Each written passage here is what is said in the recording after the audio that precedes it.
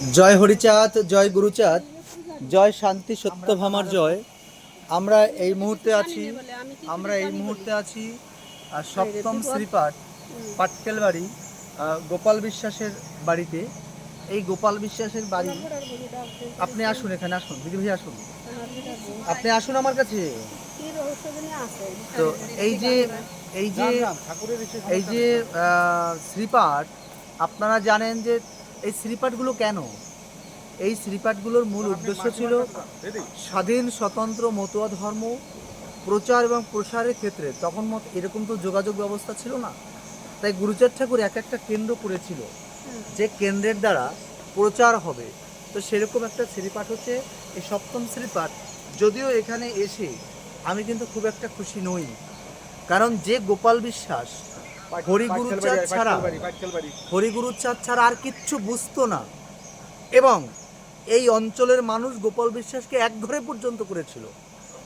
কারণ তখনকার দিনে বৈষ্ণবেরা, কৃষ্ণতান্ত্রিক মতাদর্শী যারা, তারা গোপাল বিশ্বাসকে মেনে নিতে পারেনি গুরুচাঁদ ঠাকুরের সঙ্গে সম্পর্ক স্থাপন করবার জন্য। আর সেই গোপাল বিশ্বাসের বাড়িতে এসে আমি মন্দিরে যা দেখলাম, আমি মর্মাহত। তবুও বলবো কর্তৃপক্ষকে যে একটু বিবেচনা করবেন। এখানে আমি পেলাম তাদের বাড়ির পুত্রবধূ, মায়ের নাম কি?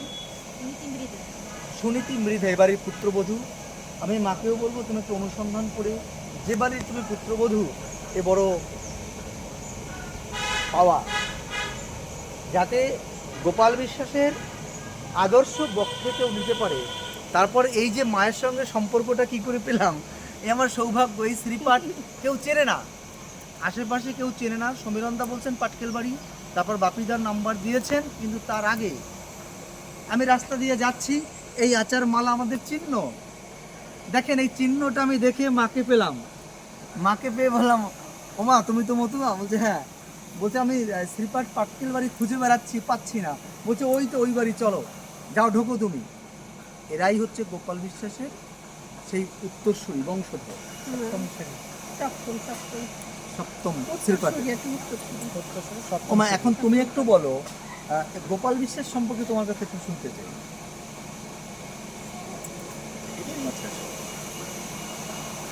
পূর্বপুরুষ থেকে তো আমরা তো জানি না।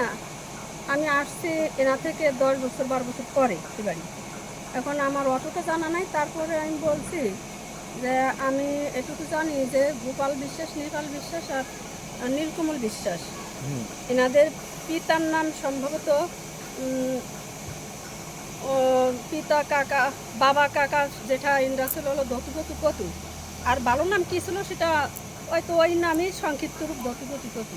এই ধতুর বংশধর হলো নেপাল গোপাল আর আপনার নীলকমল, 3 ছেলে।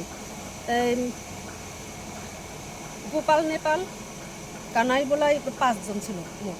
সেখান থেকে গোপাল আর নেপালের বংশধর হলো আপনার গোপালের 8 মেয়ে, আর তারা হলো ইন্ডিয়ায় সব। আর নেপালের 3 ছেলে, সেই থেকে ষষ্ঠী নিবরণ আর নীলকমল। তাই নীলকমল ষষ্ঠী হলো বড়, নিবরণ মেজ, আর নীলকমল হলো ছোট। তাই আমি নীলকমলের নাতি বউ। আচ্ছা, হ্যাঁ। আর এই যে হলো মেজজন আপনার নিবরণ বাবুর মেজ, ওনার পুত্রবধূ হলো মীরা বিশ্বাস। আচ্ছা। আর বড় হলো ষষ্ঠী, ওই ঘর ষষ্ঠী আমার দাদা শ্বশুর, ওনার হলো ওই ঘর। ওই যে বড় মতুয়া। হ্যাঁ, মতুয়া, মোট কথা মতুয়াই তো। না, আমরা মতুয়াদের মধ্যে শুদ্ধ চেতনার মতুয়া বলি, হ্যাঁ, আর একটা মতুয়া আছে হলিলীলামৃতে এনাদের নাম আছে, নিবরণ বাবুর নাম আছে, ষষ্ঠী বাবুর নাম আছে, নীলকমল বাবুর নাম আছে, সবার নাম আছে। এই 3 বাবুর নাম আছে লীলামৃতে। আর গোপাল বাবুর নাম তো আছেই, 4 জনের নাম। হ্যাঁ, গোপাল, নেপাল, নীলকমল, ওই 3 জনের নাম তো আছেই। গোপাল, নেপাল আর কারণ না গোপাল নেপাল, ওনরা 5 ভাই। সেরা আমার নাম ওই গোপাল, নেপাল, কানাই বলাই, দোলাই 5 জন ছিল সম্ভবত।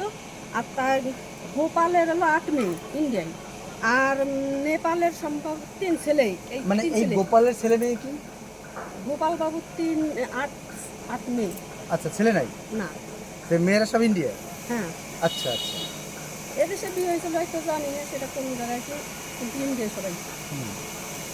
আর আপনার নেপালের 3 ছেলে, নেপাল বাবুর 3 ছেলে, নেপাল বাবুর 3 ছেলে থেকে আপনার এই ষষ্ঠী বাবু, নীলবরণ বাবু আর নীলকমল বাবু, নেপালের 3 ছেলে, বুঝছেন?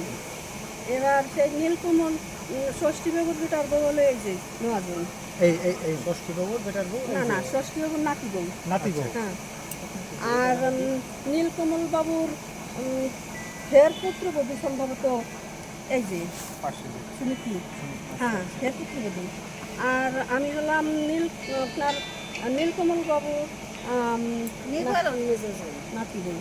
আচ্ছা, এখন হচ্ছে যে তো গোপাল বলা হয়েছে যে যে নীলবরণ গোপাল বাবুর সাধু ছিল, পুত্রবধূ। আমরা বলি যেটা যে গোপাল সাধু ছিল, হ্যাঁ, ওনার কীর্তি সম্পর্কে বা তিনি কি রেখে গেছেন আপনাদের জন্য বা আমাদের জন্য, এই বিষয়ে কিছু জানেন কিনা, সেই বিষয়ে একটু বলো, গোপাল পরিচয় বাবু করে একজন স্মরণীয় বরণীয় মানুষ, তার তাকে সবাই স্মরণ করে, অতএব অনেক কিছু রেখে গেছিল।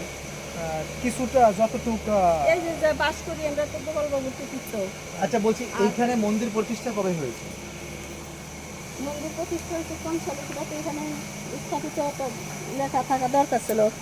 আনুমানিক ওই ইন্দ্রা বলুক, আমি বললাম তো বেশি। এই মন্দিরটা কত এই সালে মন্দিরটা প্রতিষ্ঠিত? কত সাল হয়েছে কত বলতে পারবে? বছর হয়েছে?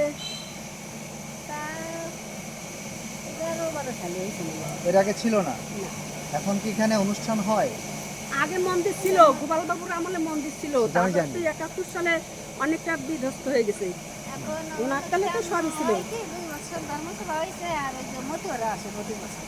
প্রতি বছর মতো আসে। তো আমি করজের একটা কথা বলবো, যেটা বোঝার আমি মধু বুঝেছি। কিন্তু এই যে মা প্রতি আপনারা উত্তরেই আছেন, এই যে বাড়িতে আপনারা ওরা এসেছেন, কিন্তু আপনারা কি হরিচাঁদ ঠাকুরকে ভালোবাসেন? তো আপনাদের মনোপ্রাণটা তাকেই দেন না, অন্য কাউকে দরকার কি? কারণ এই নিষ্পেষিত, নির্যাতিত, নিপীড়িত মানুষকে হরিগুরুচাঁদ ছাড়া আর কেউ ভালোবাসেনি, হ্যাঁ, কেউ না। ব্রহ্মপুত্র জাতিরে আপনি রাম বলুন, কৃষ্ণ বলুন, গৌরাঙ্গ বলুন, কেউ এই জাতিকে নিয়ে কেউ কেউ এগিয়ে আসেনি। এমনকি এই যে নমশূদ্র বলুন, মতুয়া বলুন, এদের মধ্যে সর্বপ্রথম যিনি একজন চিকিৎসক, তিনি হচ্ছেন তারিণী বল, আপনাদের বাড়ির কাছে বাড়ি। তাই সেটাই হচ্ছে আমাদের সমাজের সর্বপ্রথম মন্দির ওই বাড়িতে। এর আগে আমাদের কিছু ছিল না, আর আজকে আমরা কি করছি? আমি তো আমার জন্মের পর কি করবেন মন্দির দেখতে, মন্দির তো অনেক অথচ পুরানো। আপনারা আজকে তুলসীর মালা পড়ছেন, পড়ুন, তাতে আমার আপত্তি নাই। কিন্তু এই শ্রীপাঠের এক একজন আপনারা উত্তরাধিকারী আপনারা রয়েছেন এই শ্রীপাঠে, অথচ আপনাদের গলায় একটা আচার মালা থাকবে না। আছে, যেমন এই মাও শ্রীপাঠের মানুষ, তার গলায় আচার মালা রয়েছে, এর মায়ের গলায় রয়েছে, আপনাদের কয়েকজনের গলায় দেখলাম না। এটা আমার মানে মর্মাহত হলাম। আপনি কি পড়বেন, আপনার ব্যাপার। শুনেন, আমি একটা কথা বলি, নিলামে তো পড়ছি কিন্তু মানি, নিলামে তো লেখা যে রাম সেই হরি সেই কৃষ্ণ, একই ভেদ না। এখন একটা বিষয় আছে, যে রাম সেই কৃষ্ণ সেই হরি চান। ওই এর গ্রন্থ না, তো এইটা ঠিক লেখা আছে। পাইছি। এই বিষয়টা কি দেখুন, রাম কৃষ্ণ গৌরাঙ্গ, আপনি আমার ভিডিওগুলো শুনবেন, তারক গোসাই যে